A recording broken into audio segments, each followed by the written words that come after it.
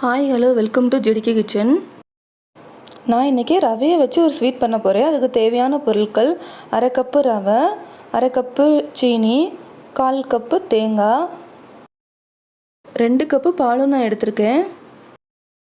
அடுப்பில் பேன் வச்சுட்டு நம்ம ரவையை நல்லா ரோஸ்ட் பண்ணிக்கலாம். வாசனை வர்ற வரைக்கும் நம்ம நல்லா ரோஸ்ட் பண்ணணும். ரோஸ்ட் ஆனதும் நான் அதை வேறு பாத்திரத்துக்கு மாற்றிக்கிறேன். அடுத்து நம்ம 2 கப் பால் எடுத்து வச்சுருந்தோம்ல, அது 2 கப்பு நம்ம இப்போ ஆட் பண்ணிக்கலாம்.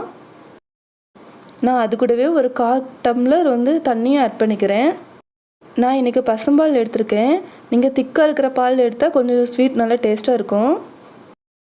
நான் ஏற்கனவே காய்ச்சி ஆற வச்ச பால் தான் எடுத்திருக்கேன்.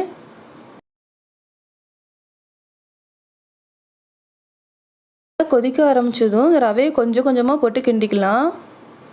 மொத்தமாக போட்டால் கட்டி பிடிச்சிரும். அதனால் கொஞ்சம் கொஞ்சமாக போட்டு கிண்டிக்கணும்.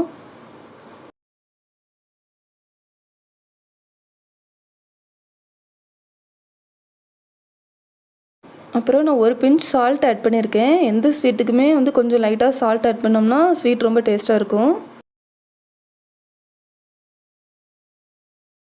அடுத்து நான் எடுத்து சுகர் சேர்த்துக்கிறேன்.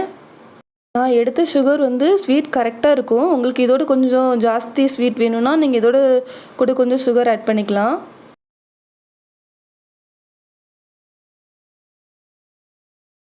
நான் இன்றைக்கி லைட்டாக ஃப்ளேவருக்காக ரோஸ் மில்க் எசன்ஸ் ஆட் பண்ணியிருக்கேன். இது ஆப்ஷனல் தான். உங்களுக்கு என்ன ஃப்ளேவர் பிடிக்குமோ நீங்கள் அந்த ஃப்ளேவர் ஆட் பண்ணிக்கலாம். ஏலக்காய் கூட இடித்து போட்டுக்கலாம்.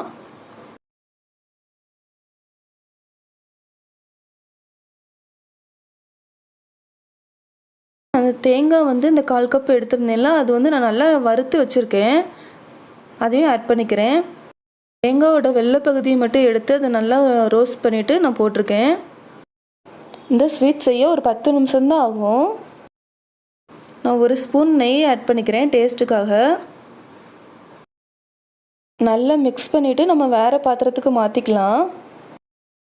கை பொறுக்கிற சூடு வந்ததும் நம்ம என்னென்ன ஷேப் வேணுமோ அந்த ஷேப்புக்கு மாற்றிக்கலாம்.